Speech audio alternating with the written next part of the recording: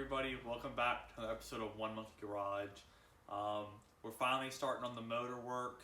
The lower end is already completely done. I did that before I even started recording for the YouTube channel. Before we start assembly, I will go over and show you what I did to it as much as I can and what's in it, just so y'all have an idea.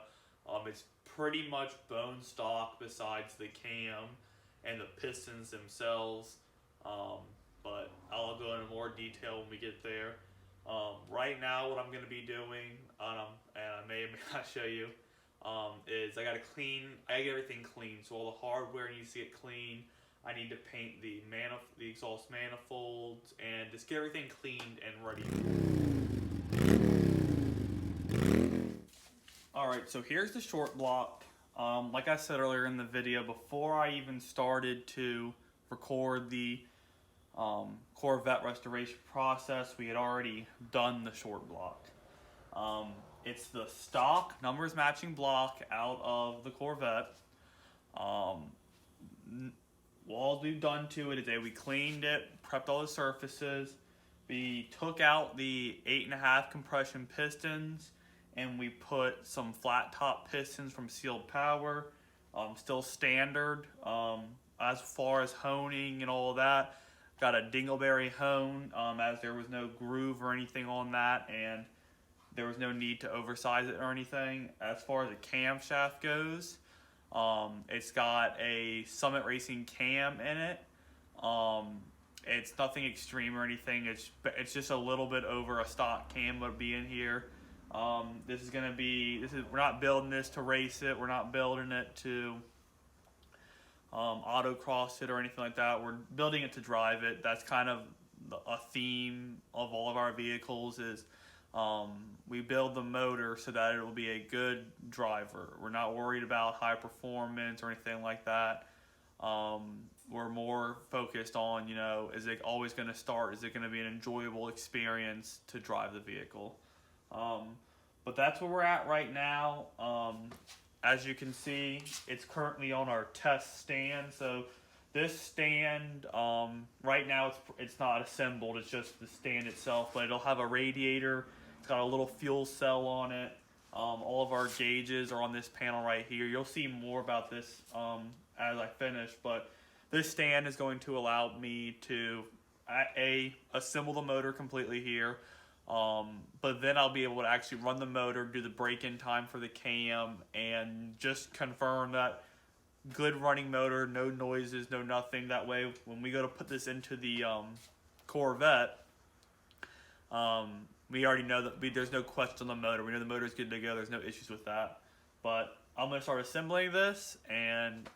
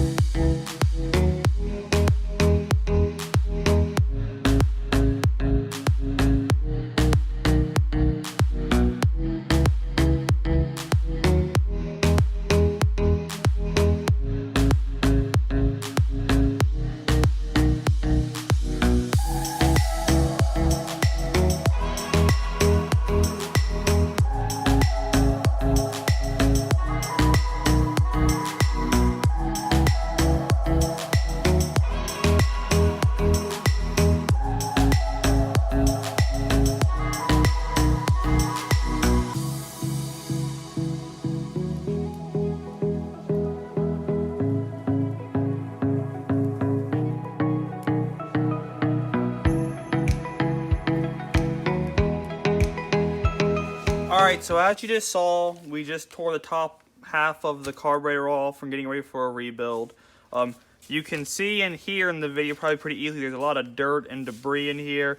That's obviously one of the issues, but the main issue we had. We're rebuilding this mainly because the car would run, but it was just flooding the engine, black smoke coming out. It was really hard to keep it running.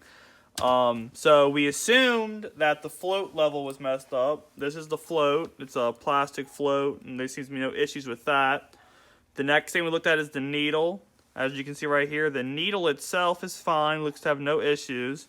You're not going to be able to see in here on camera, sadly, but right here is the seat the needle sits in, and right inside there is a little piece of trash that was preventing the needle from getting a good seal inside the seat, thus causing our flooding issues.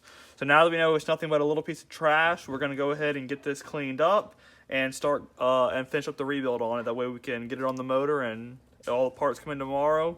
Either tomorrow or the day after, we'll have it running.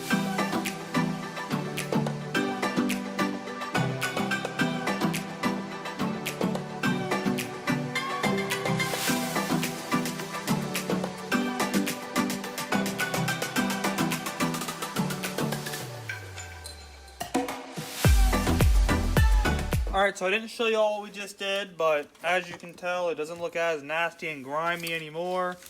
We soaked each individual part in a stainless steel tub filled with carburetor cleaner, just to get all the passages cleaned out, all the interior parts of the bowl and the accelerator pump and all the little intricate parts cleaned out. After it's soaked and we rinsed it off, all these little individual passages as well as the jets, we shot carburetor cleaner through in a can so that we can make sure all the passages were clean and no issues. And now we've gone through all that process. We're happy with everything, and now we're going to the assembly part, and then we'll have brand new carburetor more or less.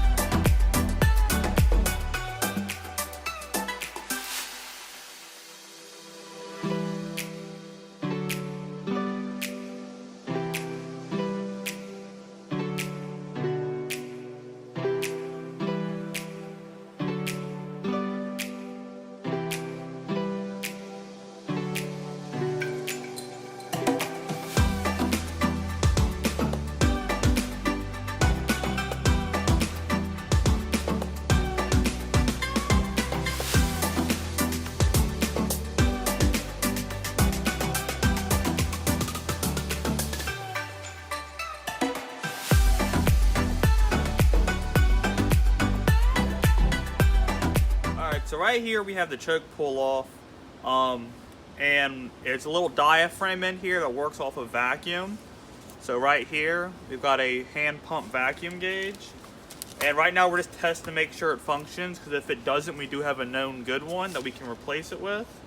But all you have to do is hook up a vacuum line to it, and you're watching this bottom arm. You see how it holds vacuum, and then it's holding it, and it came up. I'm gonna release it so you can watch the arm go down. As I pull a vacuum on it, it pulls it up. So we have a good choke pull off, so we can continue with the rebuild. Alrighty, so we are getting close to starting the motor up. Was hoping to have it running by now, but intake isn't on. It's over here, and we're waiting on lifters. They should be here anytime today. And then we just got to oil them up, stick them in, and then obviously it's a Chevy, so we have to adjust the valves. But like as you can tell, heads are on. These are just the engine stand headers. We are running the manifolds just for simplicity on the vehicle. New water pump, got the alternator, and we have the power. Oh, is that touching? No, doesn't matter. We have the power steering pump on just to get it out the way. Obviously, we're not going to be hooking that up with a belt. And this belt is actually the original belt, and it's going to do fine just to run the water pump for the testing purposes. But we have mechanical water temp sensor as well as the mechanical oil pressure. We'll probably hook up the bolts and tack later on. But yeah, like I said, we're just waiting on the lifters that should be here later today to come in, and then lifters go in, we will set the valve lash, install our intake distributor, all that fun stuff. And then we will actually go ahead and pre-oil this, and put it down through the distributor hole and get into the oil pump, and then use a drill, and that'll pre-oil the system. We have a old distributor that no longer worked, so that we converted that to a priming system, and that just makes sure that everything has oil on. Yes, we used engine assembly lube and lubed everything up, but pre-oiling it is just one more step. You know, people said it before, the first 10 seconds of a motor startup, you're either really happy or you're really sad. Pre-oiling it helps you get really happy those first 10 seconds. But like I said, just waiting on Alrighty, so lifters just came in, and all I got to do to get them prepped, well, make sure they fit first, should have been. Alright, making sure they were the right ones.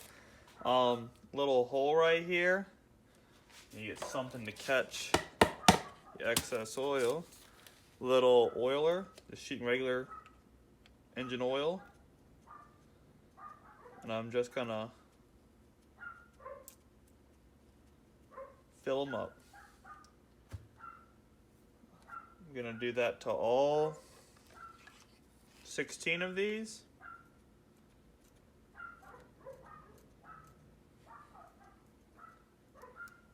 And then once I have them all oiled up, I'll go ahead and stick them in the engine.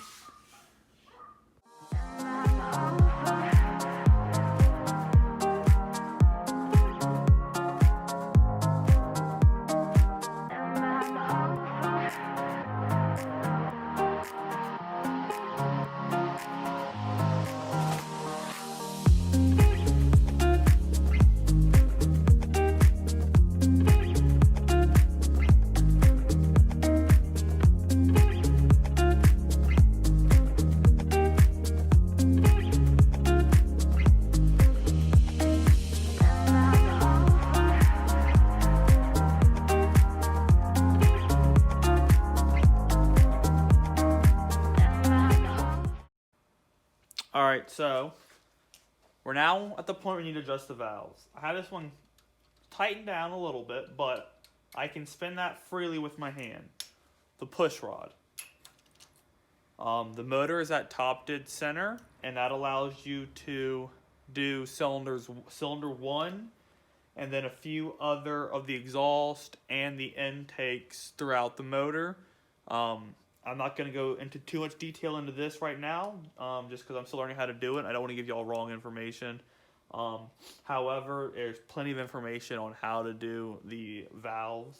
But just for basics, you know, top dead center, you want to just turn, and cylinder 1, you can do both intake and exhaust. And you just want to keep twisting the push rod and tightening until you can't turn it anymore.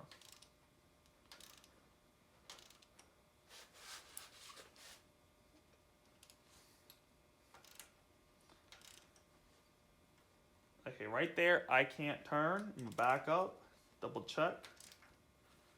I can turn it.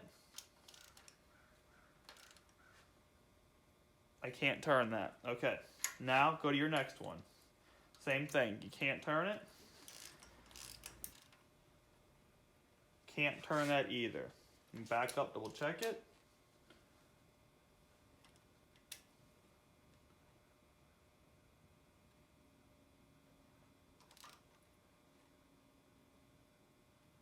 Alright, and then all you want to do is do 1 half turn. It's a quarter. That's a half. Do the same thing over here.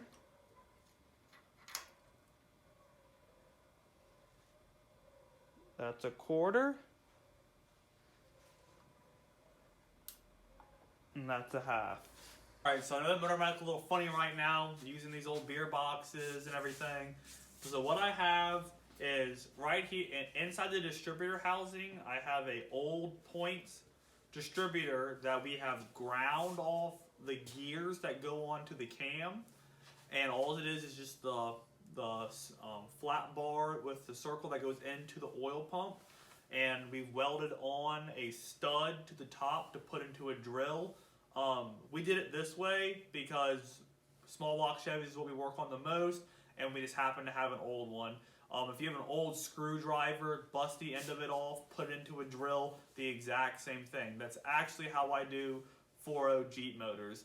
But that's how we're going to prime the system, and we'll know when this system is fully primed when there's oil coming out of every single rocker arm. Now, it's not all going to happen at the exact same time, and that is why we have these beer boxes as makeshift valve cover guards pretty much, so that when the oil overflows through the rocker on the ones that started first, that oil will go back into the head and then go back down into the motor, and we won't lose any of the break-in oil that we're using. But that's pretty much the gist of it. This is just one extra step to make sure everything is lubricated the first time you start up the motor. That way you don't have any issues and wipe any cam lobes or damage any bearings.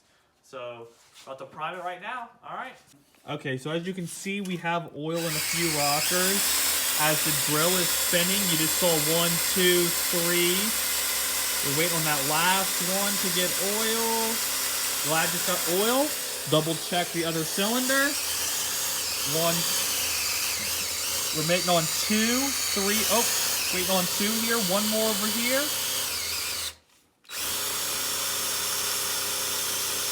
Just that last one to get oil, and then the entire system will be primed.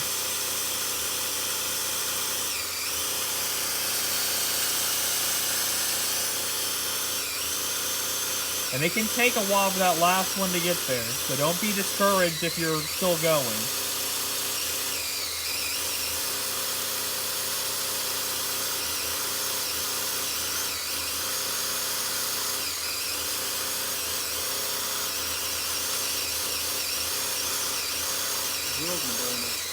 And stop.